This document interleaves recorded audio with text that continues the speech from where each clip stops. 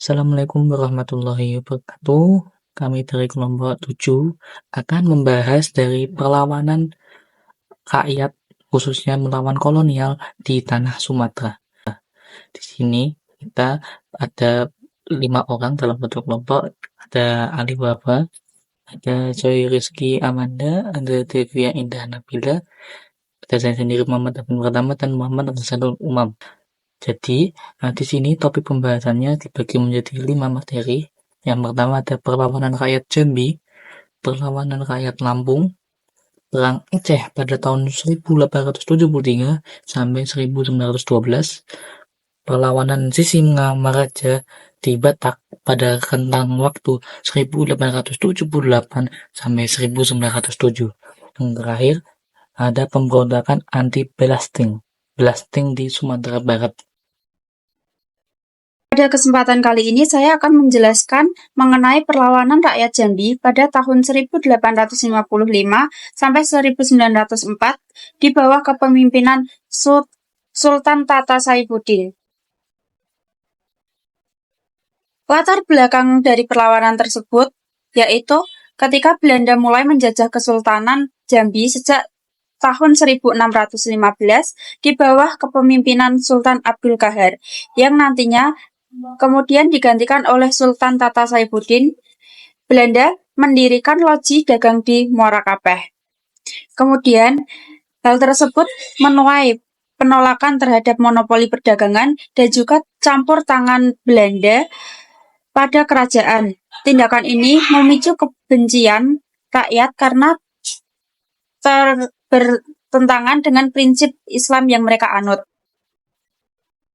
Selain itu, Belanda seringkali ikut campur dalam usaha pemerintahan dan juga masalah dalam kerajaan yang membuat rakyat merasa terganggu.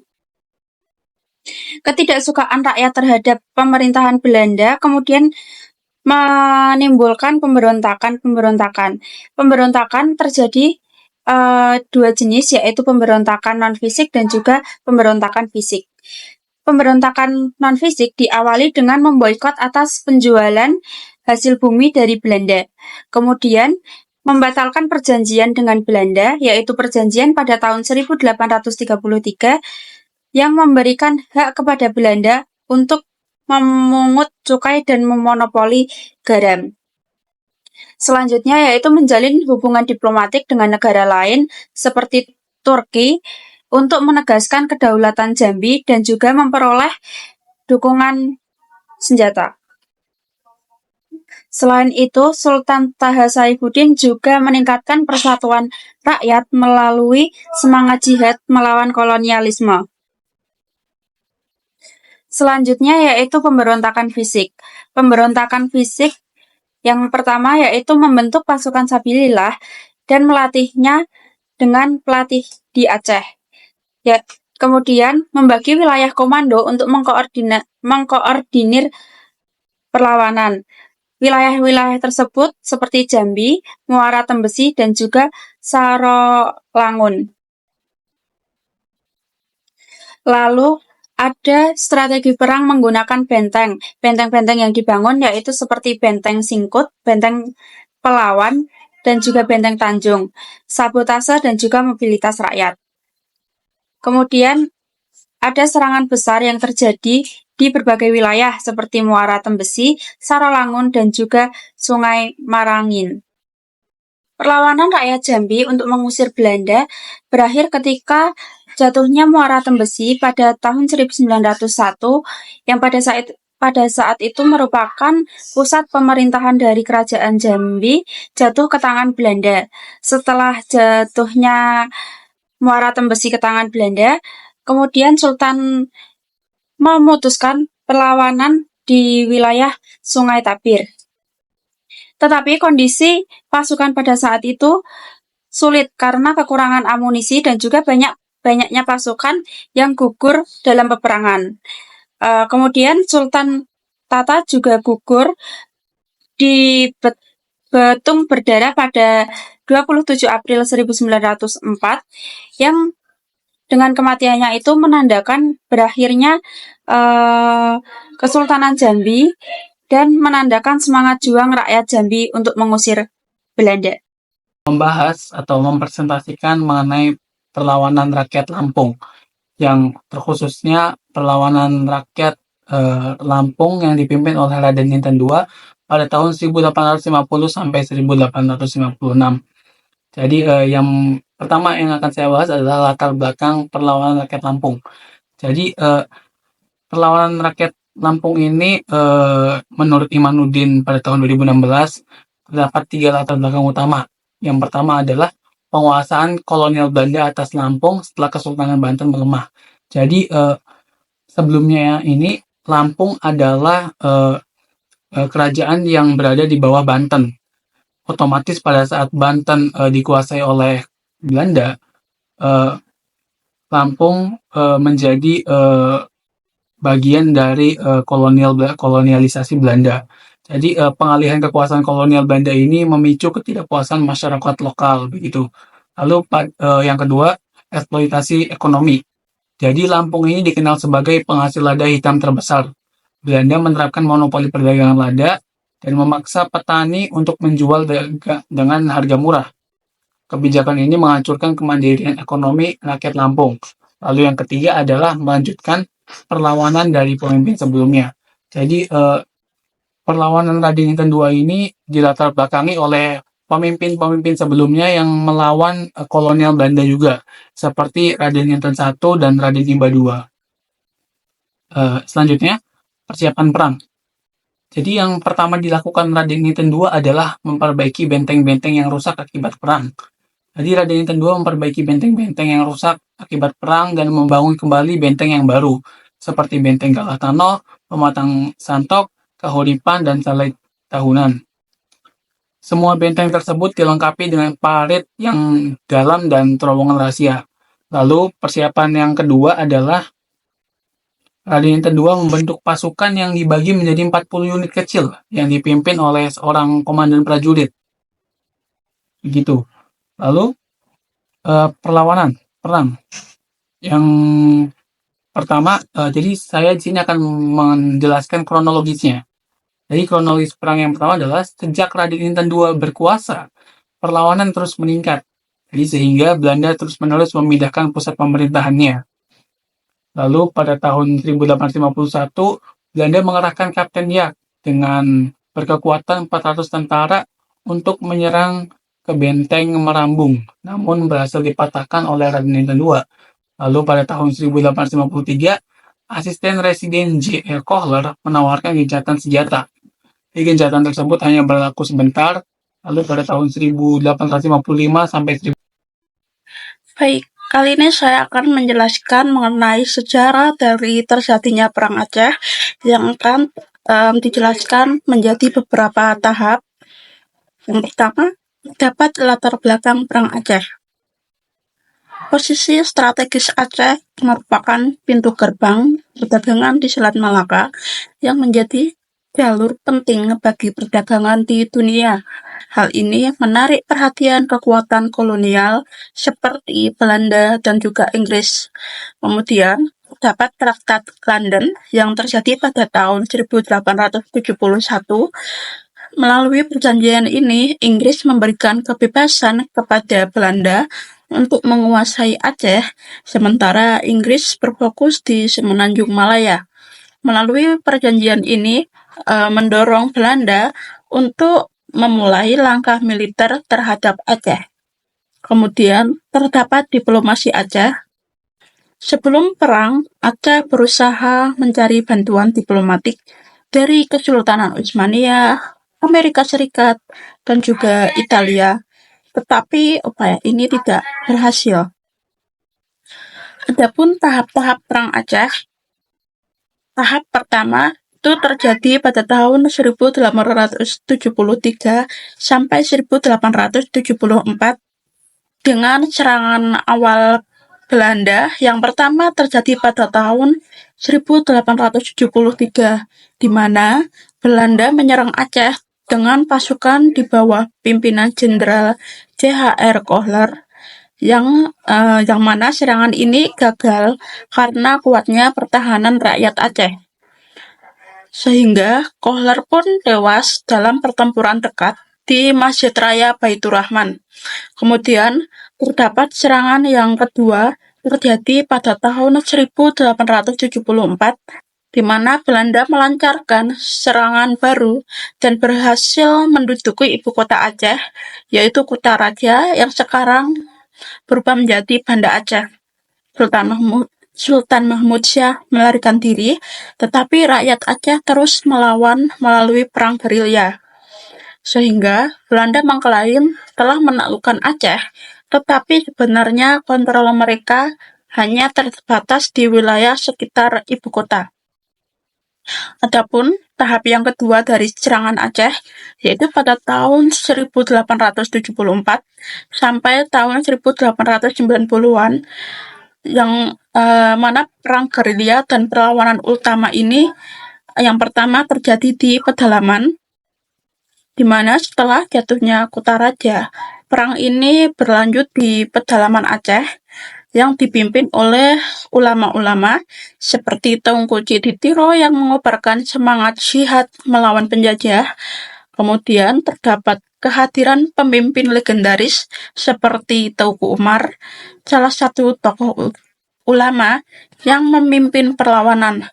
Ia juga sempat berpura-pura bekerja sama dengan pihak Belanda untuk mendapatkan senjata, lalu kembali bergabung dengan pasukan Aceh.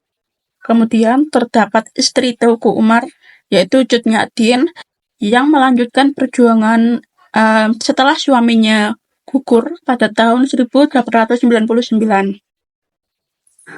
Adapun tahap ketiga dari serangan Aceh terjadi pada tahun 1891 sampai tahun 1904,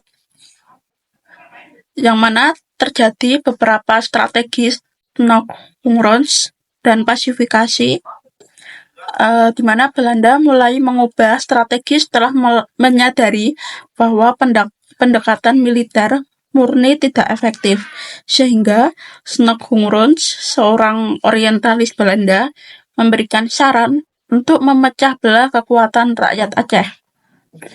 Ia menyarankan Belanda untuk memanfaatkan konflik internal antara kaum ulama atau pendukung jihad dan juga uli bang yang terdiri dari para aristokrasi lokal yang lebih pragmatis. Kemudian Van Hees dan pasifikasi, di mana gubernur militer Aceh J.P. Van Hees menggunakan strategi pasifikasi dengan menargetkan wilayah pedalaman Aceh. Dengan kombinasi taktik militer dan juga politik, Belanda berhasil menangkap dan melemahkan para pemimpin perlawanan. Cut Nyak Dien ditangkap pada tahun 1901, sementara perlawanan besar lainnya berakhir pada tahun 1904. Akhir dari terjadinya perang ini terjadi pada tahun 1904 dan seterusnya, di mana kontrol Belanda di Aceh pada tahun 1904, Belanda mengklaim kemenangan total atas Aceh. Namun, perlawanan sporadis tetap terjadi hingga masa kemerdekaan Indonesia pada tahun 1945. Rakyat Aceh mengalami kerugian besar baik dalam hal jiwa maupun ekonomi. Banyak tokoh penting seperti Teuku Umar dan Cut Nyak Dien yang gugur dalam perjuangan. Sehingga dari perang Aceh ini memberikan dampak inspirasi nasionalisme, meliputi perlawanan Aceh yang menjadi simbol perjuangan dalam melawan kolonialisme. Semangat ini turut menginspirasi gerakan nasionalis Indonesia di kemudian hari. Meskipun secara militer Aceh ditaklukkan, semangat juang rakyat Aceh tidak pernah benar-benar padam, sehingga dari terjadinya serangan Aceh ini akan terjadi keberlanjutan perlawanan dari perlawanan lainnya yang serupa. Perang Aceh adalah salah satu perang kolonial terpanjang dan paling sengit yang dihadapi Belanda di Nusantara. Perlawanan ini didasarkan pada semangat dalam mempertahankan kedaulatan dan juga keyakinan agama, sehingga menjadikan Aceh sebagai salah satu simbol perjuangan nasional di Indonesia. Melanjutkan materi sebelum-sebelumnya, yaitu tentang mengenai Perang Batak. Saya mengambil sumber dari buku Sisingamangaraja 12 oleh Dr. Andes Tiurma L. Tobing yang diterbitkan tahun 2008 oleh Direktorat Nilai Sejarah. Jadi, pada tahun 18 Februari 1845, di Bakara lahir seorang anak yang bernama Patuan Bosar dengan gelar Ompu Pulau Batu. 31 tahun kemudian, ia naik tahta sebagai Sisingamangaraja 12. Penempatannya bertepatan dengan dimulainya Open Door Policy atau politik pintu terbuka oleh Belanda. Kebijakan ini bertujuan untuk mengamankan modal asing yang beroperasi di Hindia Belanda, serta menolak perjanjian pendek di Sumatera Utara. Akibat Belanda memonopoli kerajaan, pecahlah Perang Tapanuli yang berlangsung puluhan tahun. Dimulai pada tahun 1824, penyerahan wilayah Inggris di Sumatera kepada Belanda didasarkan Perjanjian Anglo-Dutch Treaty. Pada tahun 1873, Belanda melancarkan invasi militer menyebabkan Perang Aceh. Dilanjutkan invasi ke Tanah Batak pada tahun 1878. Sisingamangaraja 12 menolak kehadiran para orang asing. Lalu pada tahun 1877, para misionaris di Silindung meminta bantuan pemerintah kolonial untuk menaklukkan daerah Toba. Pada 6 Februari 1878, para tentara Belanda dan misionaris tiba di Perangja menuju Bahal Batu untuk menyusun benteng pertahanan, dan Sisingamangaraja terprovokasi dengan hal itu. Pada tanggal 14 Maret 1878, Presiden Boyle tiba bersama 250 orang pasukan dipimpin oleh Kolonel Angels. Pada 1 Mei tahun 1878, mereka menyerang Bakara, pusat pemerintahan Sisingamangaraja. Dalam 2 hari, mereka menaklukkannya.